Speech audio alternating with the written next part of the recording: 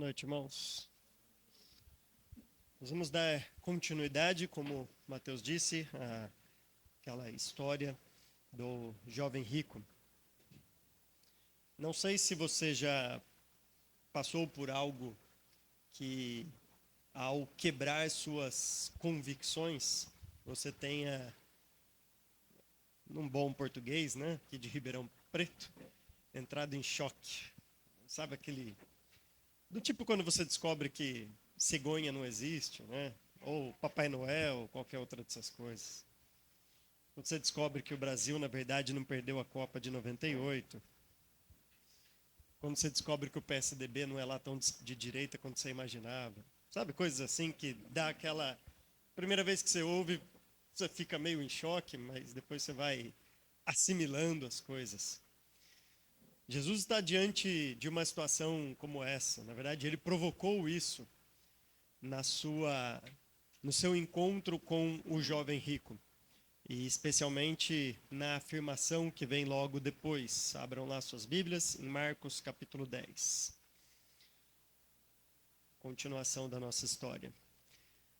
Isso não deveria ser estranho, porque nós acabamos de ler aqui no culto, quando Simeão, lá no templo, olha para Jesus. O Mateus não leu a continuação do texto, mas a continuação diz que aquele Jesus, bebezinho ainda, que Simeão pegou nos braços, iria causar a queda e o sorgimento de muitos em Israel. Então, se você olhar ali na continuação daquele cântico de Simeão, ele vai dizer isso. E justamente para soerguer algumas coisas, ou para colocar convicções verdadeiras e novas em nossas mentes, muitas vezes é necessário trazer a queda daquelas convicções que antes, para então poder ter novas convicções. E é isso que Jesus está fazendo neste trecho. Vocês lembram bem da história? Jesus teve um encontro com esse jovem rico que chega correndo até ele num senso de urgência, chega ajoelhado num senso de humildade, chega cheio de si, obediente aos mandamentos, esperando talvez um elogio de Jesus, que era um bom mestre para ele, talvez uma ratificação daquilo que ele já estava fazendo, dizendo, você está no caminho certo, a vida eterna é garantida para você, ou quem sabe fazer mais um mandamento, cumprir mais alguma coisa que ele estava disposto a fazer. Quando Jesus, de fato, cutuca a ferida e mexe na idolatria e expõe o coração, aliás, o texto de Lucas fala também isso, né, que ele iria revelar os corações. Este jovem que chega tão correndo e prepotente, agora volta triste, cabisbaixo. Na verdade, a palavra ali é abatido e bravo, realmente, com aquilo que ele ouviu. Isso causou uma reação nos discípulos. Talvez a mesma reação que nós teríamos ou tivemos quando descobrimos algumas coisas na vida. Do versículo 23 até o versículo 31 vai ser a nossa exposição hoje. Marcos 10, do 23 até o 31. Vou ler o texto todo para vocês e depois nós vamos expor. O texto diz assim: Jesus olhou ao redor e disse aos seus discípulos: como é difícil aos ricos entrar no reino de Deus. Os discípulos ficaram admirados com essas palavras. Mas Jesus repetiu: filhos, como é difícil entrar no reino de Deus. É mais fácil passar um camelo pelo fundo de uma agulha do que um rico entrar no reino de Deus. Os discípulos ficaram perplexos e perguntavam uns aos outros: neste caso, quem pode ser salvo? Jesus olhou para eles e respondeu: para o homem é impossível, mas para Deus não. Todas as coisas são possíveis para Deus. Então Pedro começou a dizer-lhe: nós deixamos tudo para seguir-te. Respondeu Jesus: digo-lhes a verdade. Ninguém que tenha deixado casa, irmãos, irmãs, mãe, pai, filhos ou campos por causa de mim e do evangelho, deixará de receber 100 vezes mais, já no tempo presente, casas, irmãos, irmãs, mães, filhos e campos, e com eles a perseguição. e na era futura a vida eterna. Contudo, muitos primeiros serão últimos, e os últimos serão os primeiros. Deus, nós oramos, clamamos pela iluminação do Teu Espírito, para que possamos compreender esse texto da maneira adequada e aplicá-lo aos nossos corações, às nossas vidas, que ele nos transforme como é próprio da Tua palavra, pelo agir do Teu Espírito em nossas vidas. Essa é a nossa oração, em nome de Jesus Cristo. Amém. Ok, então diante de uma história como aqui nós vimos, e todas as nuances, aqueles requisitos exigidos para a salvação, que na verdade não eram requisitos que ele podia fazer, eram requisitos que Cristo já tinha feito por ele, ou nesse caso ainda haveria de fazer, mas Jesus nesses requisitos estava quebrando então tudo aquilo que ele poderia achar que talvez faria para herdar a vida eterna. Lembra dessa contradição de ideias de fazer para herdar algo? E diante disso, então, há uma progressão, tanto nas afirmações de Jesus, quanto na reação dos discípulos diante dessa história. Jesus faz uma afirmação, os discípulos ficam admirados. Jesus endurece a sua afirmação e os discípulos ficam agora perplexos, de fato. E depois Jesus mostra, então, como é possível ser salvo. E aí Pedro, sempre ele, né, vai dar uma nota e nós vamos terminar com esta frase de Pedro e toda esta conversa que ele tem com Jesus. Olha lá para o versículo 23, né? Lembra que eu disse na mensagem passada que o olhar nesta história toda, ele é importante. Lembra que Jesus disse, você olha para os mandamentos, e de fato ele fazia isso para buscar a vida eterna. Esse homem rico estava olhando para os mandamentos, e o texto diz que Jesus o olhou e o amou. E mais uma vez aqui, Jesus olha ao redor. Agora parece que ele está de fato, bom, essa pessoa saiu, né, abatido, olhando então ao redor, como que, opa, tem mais gente aqui vendo toda esta cena, e deixa eu agora dar uma palavra para todo mundo. Agora, imagina que as pessoas talvez estivessem com diversos questionamentos na cabeça. Uma pessoa que talvez chegue até nós para ouvir o evangelho e sai cabisbaixo, talvez muitos naquilo lá poderiam estar pensando, poxa, Jesus não está sendo eficaz no seu ministério, porque quando ele prega as pessoas saem tristes, cabisbaixo. Talvez esperando uma justificativa de Jesus. Ué, mas o que aconteceu? Não era para ele estar aqui com a gente agora, um discípulo? E na verdade o que Jesus faz é o contrário disso. Jesus primeiramente diz, como é difícil aos ricos entrar no reino de Deus. Veja, aqui nós temos que fazer algumas distinções deste versículo que são importantes. Em primeiro lugar, este versículo tem que ser entendido na sua progressão. Isso significa que o difícil aqui vai ser explicado mais para frente.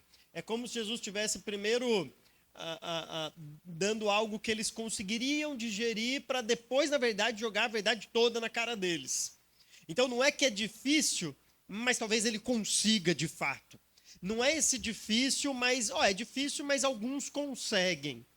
É um difícil entendido pela progressão daquilo que vem depois. E logo, logo nós vamos ver o quão difícil é, que na verdade é difícil a ponto de ser impossível.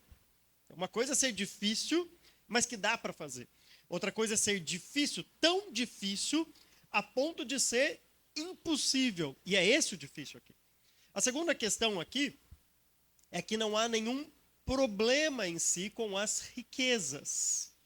Nós temos vários exemplos na Bíblia de pessoas salvas que eram ricas e que não foi pedido a elas largar mão das suas riquezas porque eram salvas. Nós tínhamos pessoas em Atos que recebiam em suas casas toda a igreja. Não é todo mundo que tem uma casa que capaz de receber uma igreja, principalmente daquele tamanho no primeiro século. Mas algumas pessoas recebiam as igrejas em sua casa, pessoas abastadas. Tinham pessoas que sustentavam o ministério de Jesus. Enquanto eles estavam com os discípulos, estavam lá sustentando, ajudando neste ministério. Eram pessoas realmente abastadas. Nós temos que lembrar que no Antigo Testamento, na época áurea do reinado de Davi, que foi a época áurea do povo de Israel, era a época mais abastada e não a época mais pobre do povo. Era a época que, se você achasse uma prata no chão, você usaria ali como peso de porta, de tão farto que era em ouro, em prata, em pedras preciosas o reino. Então Deus não se opõe às riquezas, tal como Deus não se opõe a nada daquilo que ele criou. Nós habitaremos num céu com ruas de ouro e não ruas de papelão. Embora Deus tenha criado as duas coisas, né? Mas Deus não se opõe às riquezas em si. E nós vamos ver lá para o final do texto que o grande problema não é somente as riquezas, mas é tudo que possa ocupar o lugar que deveria ser de Deus. Tanto é que ele sai deste encontro triste porque tinha muitas riquezas das quais ele não estava disposto a ajudar o seu próximo e cumprir a lei, como o Antigo Testamento dizia, amando ao seu próximo lá em Levítico. Então, o problema não era ele ser rico de fato. Então, fica tranquilo, se você está aqui no nosso meio e é rico, continue rico, não tem problema nenhum.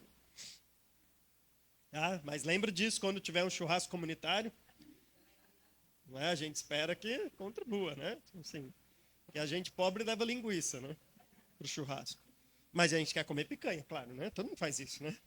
Você vai no churrasco, você leva linguiça, um franguinho ali, mas você quer comer a picanha, né? Então, todo mundo faz isso, todo mundo faz isso. Claro, né? Quem não faz? Então, é sempre, o reino de Deus há essa diversidade, né? Há ricos, pobres, e a grande questão ali é convivermos bem diante desta diversidade.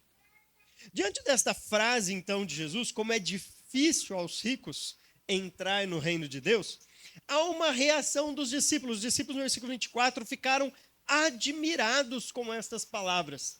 Embora a palavra não tenha um sentido de admiração positiva, sabe assim? Que ensino legal, que ensino bom. Não é esse admirado, é admirado de assustado. É admirado de ressabiado, com o pé atrás. E assim, opa, isso nos chocou um pouco. Agora, por que chocou os discípulos? Chocou os discípulos porque todos eles eram judeus. E havia algo intocável na cultura judaica. Se havia um grupo que era inquestionável, a benevolência de Deus para este grupo era os ricos. Porque o Antigo Testamento, nas bênçãos lá de Deuteronômio, nas maldições de Deuteronômio de obedecer ou não à lei, dizia exatamente isso, embora de modo mais corporativo, mas dizia que se você seguisse os caminhos de Deus e andasse nos caminhos de Deus, Deus te abençoaria com riquezas, com prosperidade. E não só prosperidade materiais, mas com muitos filhos, por exemplo. Não ter filhos era uma grande maldição para eles. Deus estava te castigando de alguma maneira. E isso é parte da verdade. Porque há livros no Antigo Testamento, como por exemplo o livro de Jó e Eclesiastes e outros livros, para mostrar que Deus pode abrir mão temporariamente desta regra que ele mesmo estipulou ali para propósitos que ele mesmo tem superiores. O livro de Jó é exatamente isso. Os amigos de Jó lembram que fica assim? Jó, você deve ter pecado oculto, não é possível. Porque você está sofrendo. Quem sofre é porque está em pecado. Se você não estivesse sofrendo, estivesse próspero, você não está em pecado. Essa era a lógica deles, porque eles eram judeus, usando um termo bem anacrônico, né? Mas eles tinham esse conceito ali estipulado.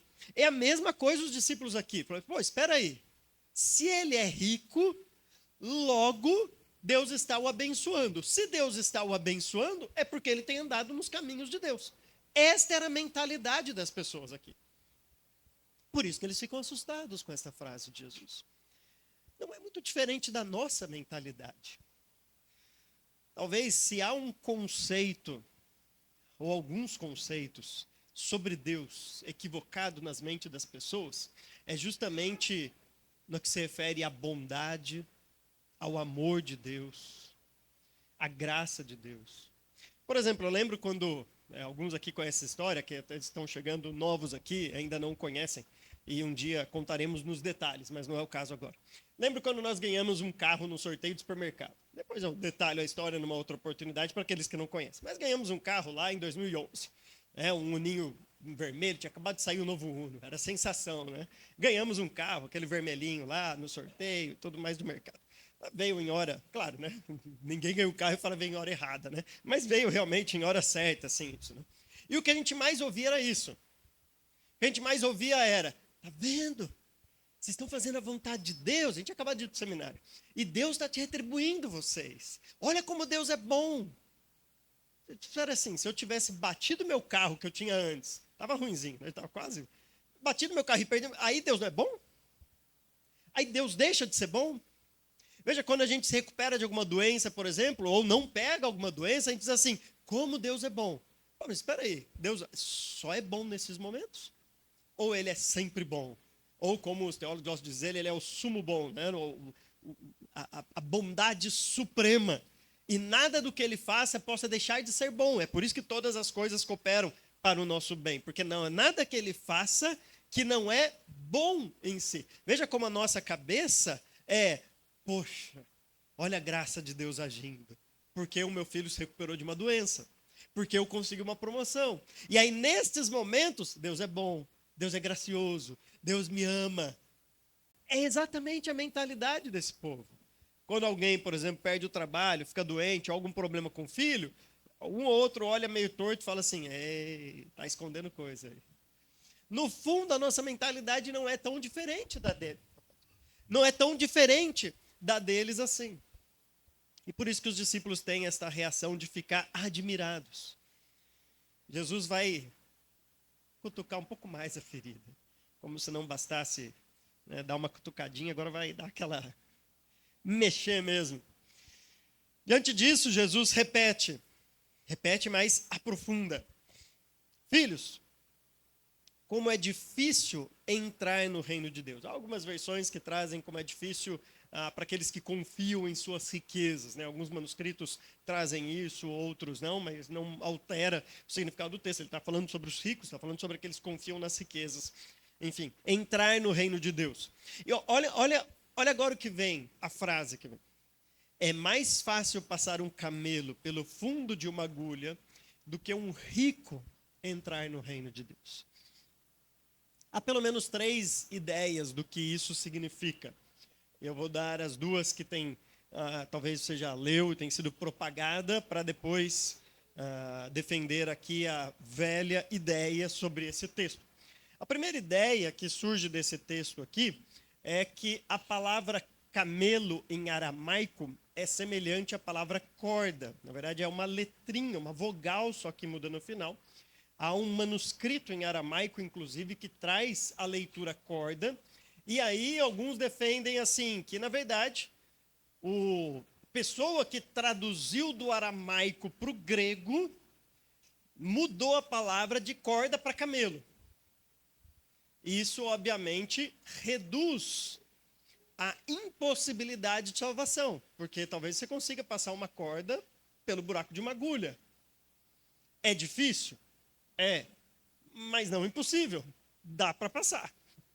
Pode ser difícil para algumas pessoas, talvez a tarefa de várias horas, mas você consegue passar. Uma hora ou outra você vai conseguir. De um jeito ou outro você vai conseguir. Lembra que as agulhas daquela época, há escavações realmente, né, que naquela época já existia, bem antes existiam agulhas, e geralmente não era de metal tão fininho, com um buraco tão pequenininho como a gente tem hoje. Então era um pouquinho mais tranquilo passar. Mas assim, era difícil, mas não impossível. Essa era a primeira interpretação. O problema dessa interpretação é que ele parte do pressuposto que Marcos foi escrito em aramaico, para depois ser traduzido para o grego, quando nós não temos nenhum registro disso. Né?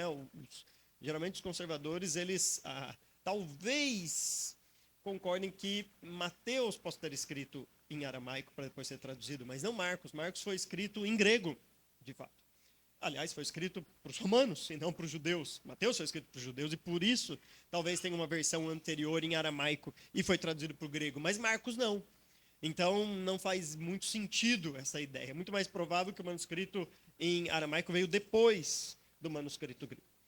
A segunda interpretação que às vezes as pessoas gostam de dar, eles dizem que existia uma porta lá em Jerusalém que era chamada Agulha. Talvez você já tenha visto isso também. É como se tivesse aquela porta da cidade, Jerusalém é uma cidade murada, uma porta grande, mas à noite essa porta grande se fecha e ficava uma portinha, né, chamada de agulha. Uma portinha ali. E essa portinha era suficiente para uma pessoa passar ou para um camelo que não carregasse carga. Então, um camelo que estivesse carregando carga em cima, ele não passaria à noite ali naquela portinha. Tipo uma portinha de emergência. Qualquer emergência, precisam sair da cidade ali, as portas estão fechadas, tinha aquela portinha ali. E o camelo, então, precisava tirar essas coisas das costas para passar.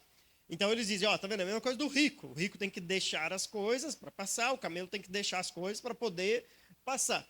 O problema disso, mais uma vez, é que reduz a impossibilidade para a possibilidade. O camelo só precisava deixar algumas coisas para entrar no reino de Deus. Então, assim, é difícil, mas não é impossível, é difícil só para o camelo. Mas ele conseguiria entrar. O outro grande problema disso é que esta porta chamada agulha tinha escavações de outras cidades, de outros impérios que tinham essa porta, mas nunca em Jerusalém. Eles chegaram à conclusão que provavelmente tinha em Jerusalém também, porque tinham em outras cidades muradas. Mas não há escavações em Jerusalém antiga de uma porta chamada agulha. Então, é tudo suposição. Pela reação dos discípulos,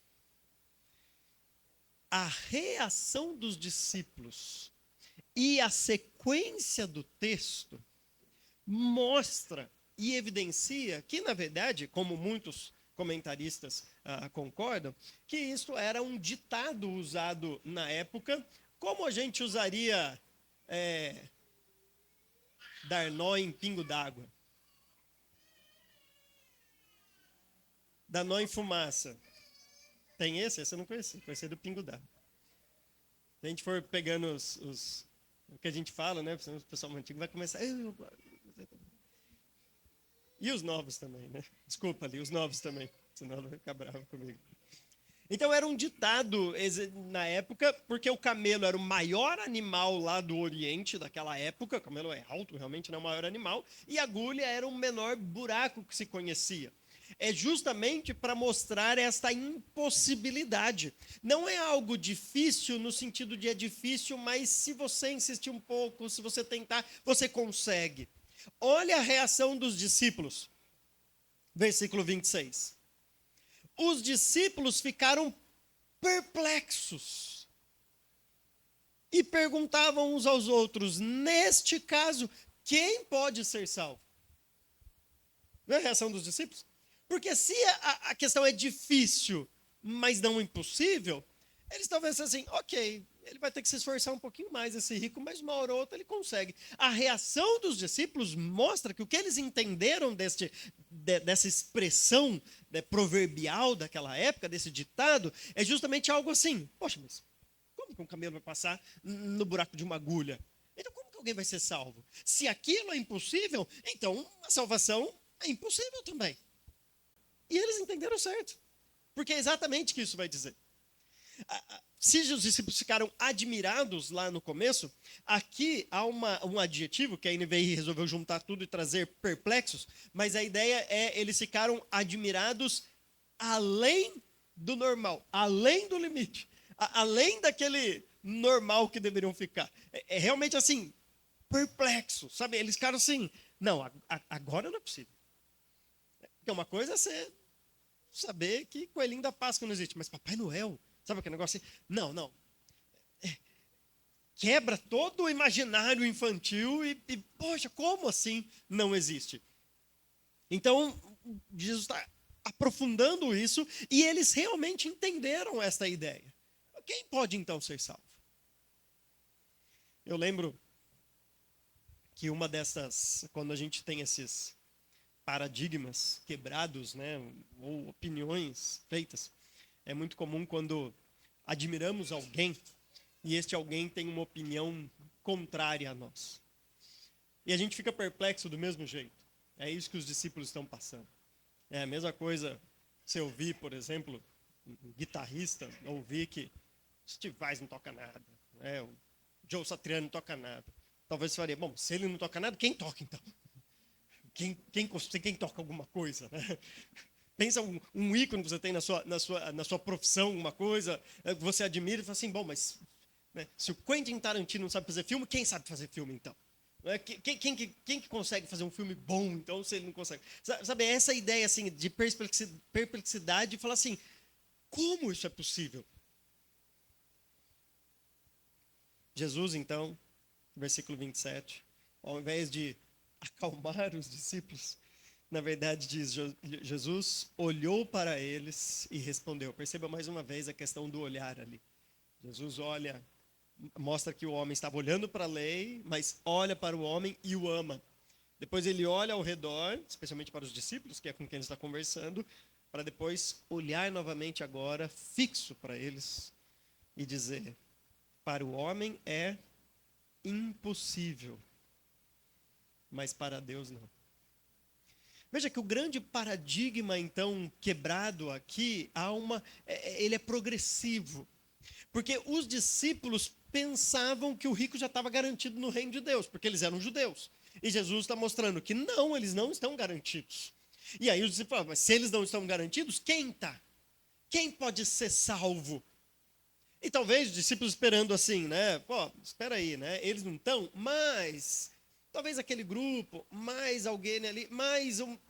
E Jesus chega junto a toda a humanidade e diz: é impossível para o homem ser salvo.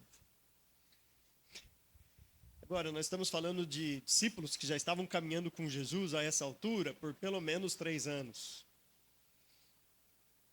Talvez eles esperassem ouvir: ele saiu daqui triste, cabisbaixo, abatido, mas fiquem tranquilos. Vocês estão comigo.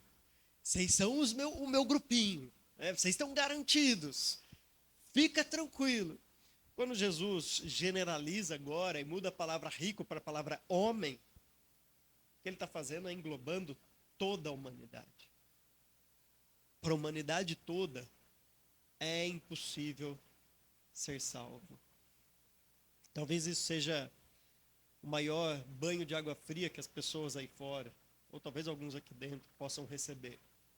Aqueles que acham que conseguem conquistar a salvação fazendo algo. Talvez por não perder um culto no domingo à noite, talvez por carregar a cruz até a Aparecida sem rodinha e arrastando a cruz, talvez por entregar sopão numa praça à noite para as pessoas com fome, talvez dando 30%, 40% do seu dinheiro todo mês para uma igreja. Enfim, tantas coisas que as pessoas fazem que dormem, põem a cabeça no travesseiro e dizem: eu mereço, porque eu fiz isso. Está garantido o meu lugar. Quando Jesus chega para esses discípulos e fala assim: para o homem é impossível. Que banho de água fria para esses discípulos e para a gente também. Nada que o homem faça pode tornar a salvação possível para ele. Mas graças a Deus por esses mas na Bíblia. Já percebeu? Dá uma lida. Depois que você lê a Bíblia com calma, alguns textos assim, olha o mas. Esses mas são sempre bons, assim, né? Sabe, Romanos 3:21, né? Mas agora se revelou uma justiça que procede do alto, sabe? Ufa, né? Ou Efésios 2, versículo 4 também, né? Depois do 3 versículos mostrando a depravação, éramos merecedores da ira, mas Deus, que é rico em misericórdia. Tipo, esses mas, assim, são aqueles mas que ainda bem que não termina aqui. Ainda bem que não é um ponto final. Ainda bem que é só uma vírgula, embora não tinha nem ponto final nem vírgula no original, mas ainda bem que é só uma vírgula e continua. Mas para Deus, não. Todas as coisas são possíveis para Deus. Veja que o texto está mostrando aqui sobre salvação, sobre como entrar no reino de Deus, sobre como fazer parte da família de Deus. O que Jesus está mostrando aqui é que a salvação é um milagre. Veja, tudo que nós fazemos, em última instância, tem a ação de Deus por trás. Você não consegue nem respirar sem Deus agir. O salmista fala, né? Salmista não. algum dos profetas. Fala que as misericórdias de Deus são a causa de não sermos consumidos. Se Deus não fosse misericordioso com você, talvez você acordaria morto essa manhã. Ou melhor, não acordaria, né? Acordar morto não dá. Mas enfim, vocês entenderam. Se as misericórdias de Deus se renovassem. Ou seja, não há nada que você possa fazer, nem abrir o seu olho de manhã sem a ação de Deus. Mas uma coisa é Deus nos capacitar a fazer aquilo que nós fazemos no dia a dia. Você vai lá, acorda, abre o seu olho. Alguns demoram para abrir mais o olho do que outros, né? Alguns levantam da cama e vão abrir o olho depois de meia hora, mas alguns abrem o olho, levantam da cama, você escova o seu dente, toma o seu café da manhã, ou faz jejum intermitente, vai comer só lá sei lá que horas. Mas enfim, coisas que você faz na vida. Você fica doente, toma um remédio, você tem um acidente, liga para o seguro. São coisas que a gente faz. Tudo isso, Deus está por trás dessas coisas. Não é nada que nós façamos que Deus está por trás. Deus nos capacita a fazer todas as coisas. E sem Ele nós não podemos fazer nada. Mas há algumas coisas que Deus precisa agir de um modo especial. Por exemplo, há doenças que um remédio não resolve, mas que Deus pode curar. Isso nós chamamos de milagre. Então não entenda o milagre como o agir de Deus. Não, tudo que nós fazemos é agir de Deus. Se o sol levanta de toda manhã, é o agir de Deus. A Bíblia deixa claro isso, que Deus sustenta a terra no nada, no vazio. Tudo é agir de Deus. O milagre não é o agir de Deus. O milagre faz parte do agir de Deus. Porque tudo é Deus agindo. Mas às vezes Deus age de maneira que o homem não consegue fazer. E aí Deus precisa de fato intervir e agir de um jeito especial. E é isso que nós chamamos de milagre. Por exemplo, uma pessoa que nasceu sem a capacidade de andar, um paralítico, pode tomar vários tipos de remédio, mas nunca vai voltar a funcionar as pernas. Nós vimos no Evangelho de Marcos que ao encontrar com Jesus, um paralítico saiu andando. Isso é um milagre. O que Jesus está dizendo aqui é que a salvação é um destes milagres. A salvação não é Deus nos capacitando naquilo que nós fazemos no dia a dia e você acorda, abre seu olho, escova o dente e quer ser salvo. Sabe, como mais uma destas ações corriqueiras que acontecem no dia a dia. Como muitos tratam. Talvez muitos ficam muito admirados quando acontece uma cura. Mas, creio que você foi salvo. Legal, você foi salvo. Como se o milagre mesmo fosse a cura. Essas coisas extraordinárias. Mas a gente encara a salvação como uma decisão normal do dia a dia. O que o texto está mostrando aqui é que a salvação é um milagre tal como cura, tal como o sol parar para Josué terminar a sua batalha e ficar um dia inteiro parado sem se pôr. Sabe? É esse tipo de coisa que foge do comum. Isso é salvação. E é por isso que a gente ora quando a gente está evangelizando alguém. Porque para o homem é impossível, mas não para Deus. Deus pode então fazer aquilo que é impossível para o homem de fazer por si só. Deus pode trazer a salvação para uma pessoa. E só Ele pode fazer isso, de fato. Amém? Lembrem disso quando vocês estiverem evangelizando alguém. Talvez a gente ore mais do que fala. Lembra disso quando você estiver refletindo na sua própria salvação. Talvez a gente dê mais valor ao reino de Deus, às coisas de Deus, até o culto a Deus. Participação na ceia. Talvez nossa vida devocional. Essas coisas mudam quando a gente começa a refletir no tamanho do milagre que é sermos salvos. Talvez se você fosse um desses que tivesse um câncer terminal, desenganado pelos médicos e recebesse uma cura, você ia contar essa história para todo mundo, agradecido, e ia levar isso com você, sabe, uma marca mesmo, ia abrir um canal do YouTube para poder contar essa história.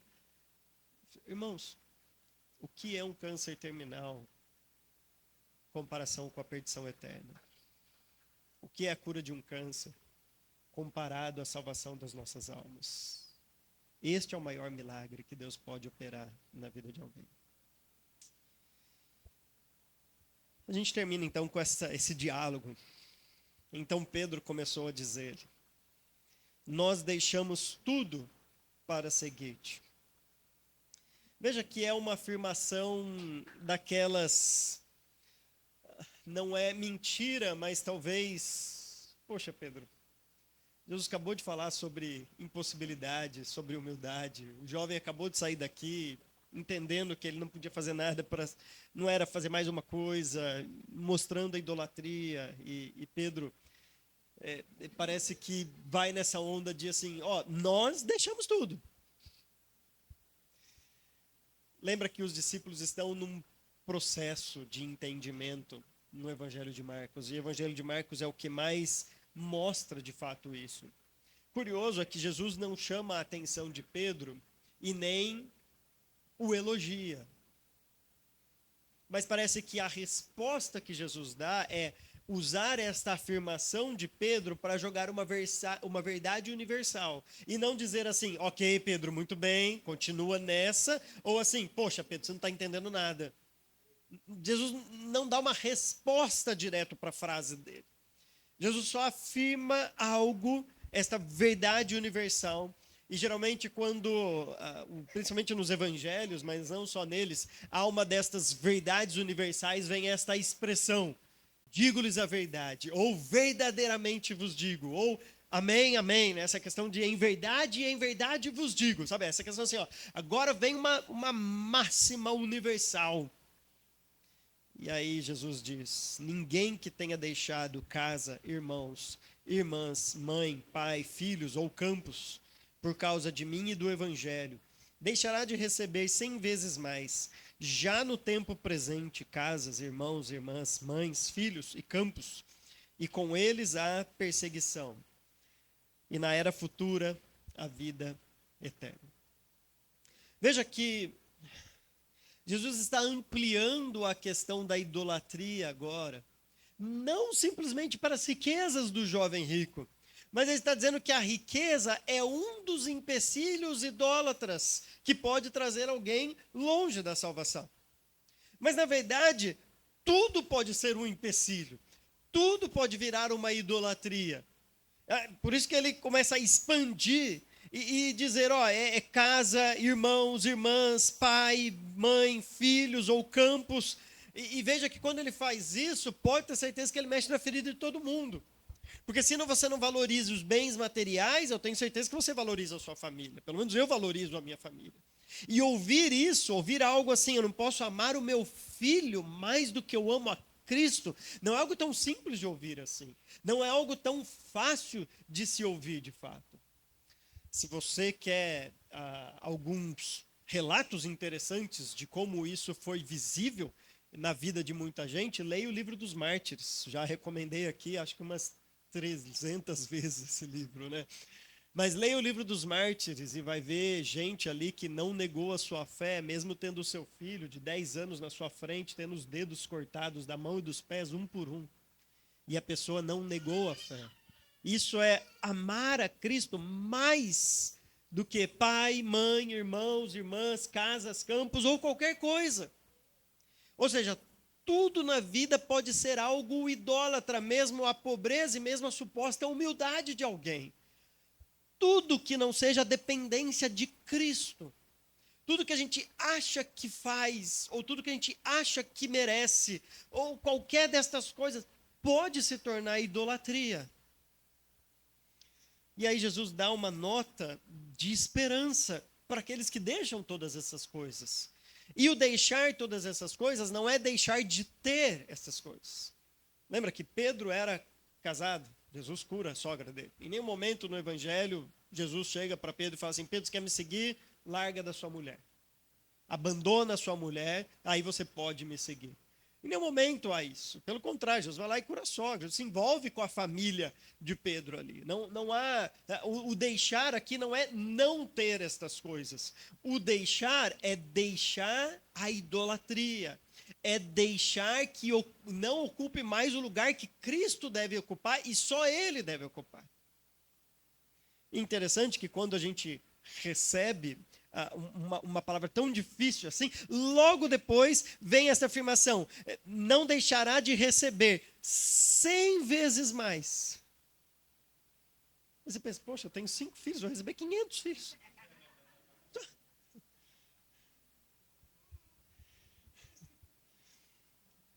Já no tempo presente, casas, irmãos, irmãs, mães, filhos e campos.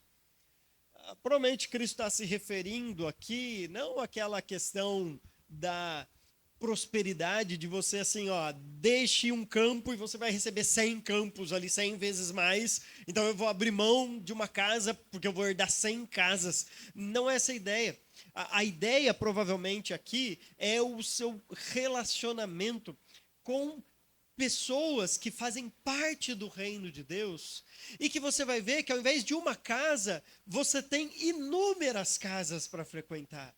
Que às vezes você acha que está sozinho, abandonado por causa do evangelho, sem ninguém, porque a sua família não é cristã, porque você não tem gente ali que apoia no seu cristianismo, nas suas decisões, quando na verdade você olha, você tem assim, uma multidão de crentes de braço aberto para te dar casa, alimento, amizade, companheirismo, um ombro amigo, momentos de alegria, de tristeza. E você olha e fala assim, olha a família que eu ganhei, olha as casas que eu ganhei, olha os campos que eu ganhei.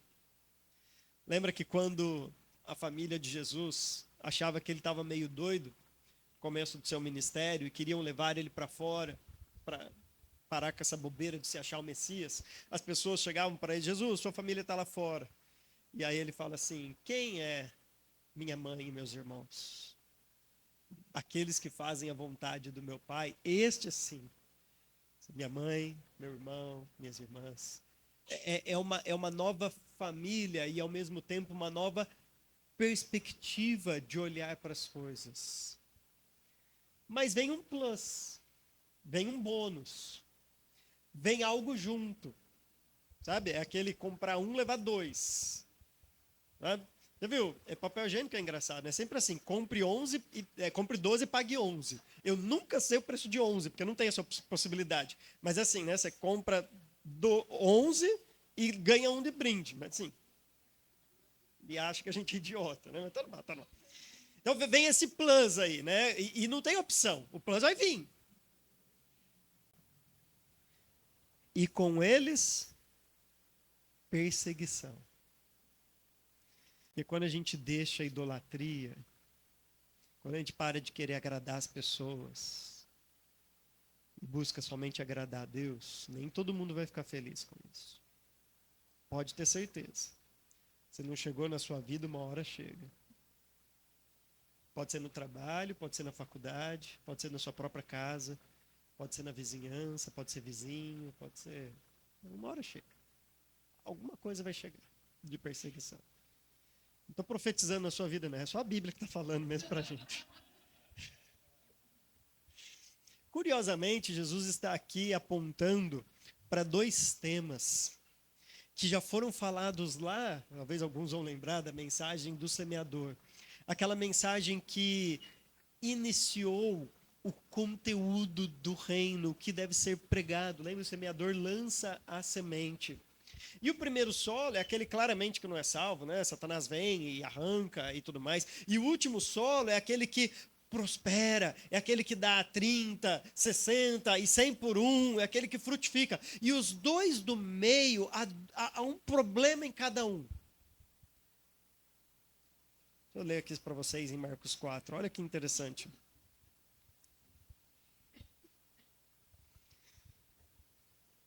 Versículo 14 diz, do capítulo 4, né? O semeador semeia a palavra. Algumas pessoas são como a semente à beira do caminho, onde a palavra é semeada. Logo a ouvem, mas Satanás vem e retira a palavra nela semeada. Outras são como a semente lançada em terreno pedregoso. Ouvem a palavra e logo recebem com alegria. Todavia, visto que não têm raiz em si mesmas, permanecem por pouco tempo. Quando surge alguma tribulação ou perseguição por causa da palavra, logo a abandonam. Outras ainda, como a semente lançada entre espinhos, ouve a palavra, mas quando chegam as preocupações da vida, o engano das riquezas e os anseios por outras coisas, sufocam a palavra, tornando-a infrutífera. Veja qual que é o problema desses dois do meio ali. Um não aguenta perseguição e o outro não sabe lidar com o dinheiro que tem, com a riqueza que tem. A riqueza faz a vida ser tão complexa a ponto de não ter tempo de ser cristão. O outro é tanto sofrimento, é perseguição, que ele não está disposto a passar por isso.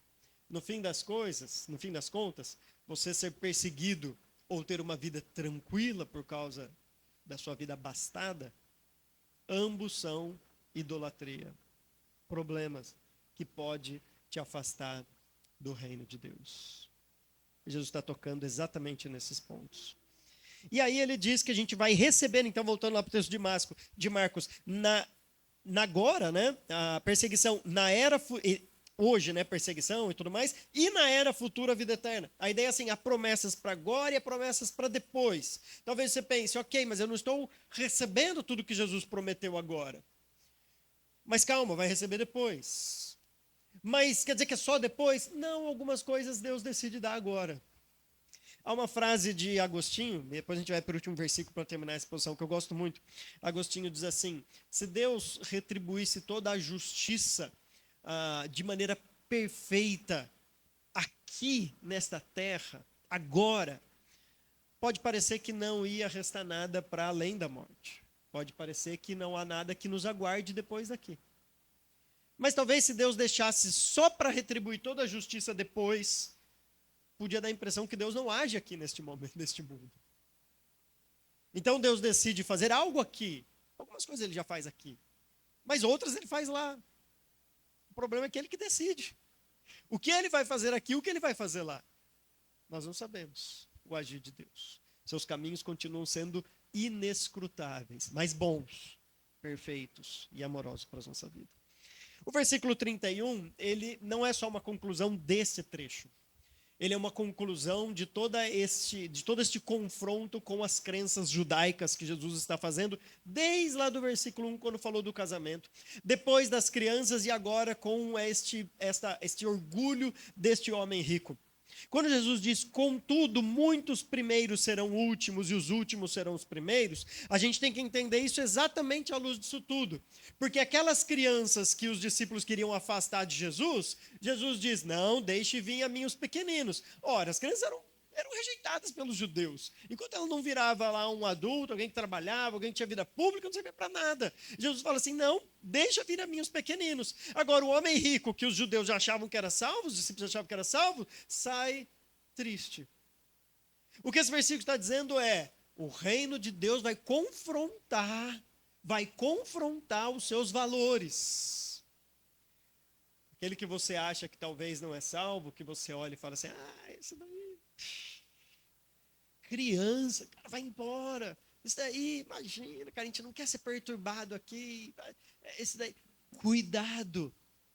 E talvez aquele que você diga, não é possível. Esse daí, olha o jeito que ele se veste na igreja. Olha o jeito que ele fecha o olho. Não é possível que ele não seja salvo. O reino de Deus confronta estas crenças que nós temos. Ouvindo isso, o que nós precisamos ter é humildade, porque antes de sorguer algo, precisa vir a queda. Estas crenças que nós temos, essas idolatrias que nós temos no coração, precisam ser derrubadas para começarmos a entender a salvação por meio da graça, esta impossibilidade de sermos salvos, a não ser pelo agir de Deus. Enquanto estivermos pensando que a gente pode fazer algo quem sabe um pouquinho, para ser salvo, estaremos ainda longe do reino de Deus. Mas quando entendemos que para nós é impossível, a não ser pelo agir de Deus, aquilo que ele já fez na cruz, mandando Jesus Cristo derramar o seu sangue, quando entendemos isso, aí sim Deus faz um milagre e transforma as vidas. Eu espero que você que esteja aqui presente saia daqui convicto desta salvação, convicto deste milagre em sua vida. Mas se talvez você não tenha convicção, talvez você pode ser membro da igreja aqui e não ter esta convicção. Talvez pode ser uma visita e não ter a convicção. Talvez você pode ainda pensar que você fez algo. Eu fui batizado, eu fiz algo e por isso. Se você ainda tem uma dúvida da graça de Deus, não saia hoje sem nos procurar. A gente quer orar por você, a gente quer te explicar realmente o plano de salvação, o que Deus pode fazer em nossas vidas. Senhor, obrigado, Deus. Obrigado porque diante da impossibilidade de salvação, obrigado porque diante da perdição em que andávamos, o Senhor agiu de maneira miraculosa em nossas vidas, sem merecermos.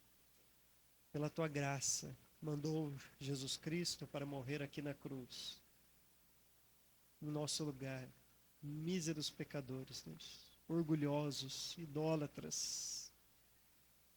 E o Senhor transformou a nossa vida e vem transformando, Deus. Continue este processo de quebrar as nossas crenças, as nossas idolatrias. E não dependemos daquilo que fazemos, mas simplesmente depender da tua graça, daquilo que o Senhor pode fazer em nós e por meio de nós. Essa é a minha oração, Deus, em nome de Jesus. Amém.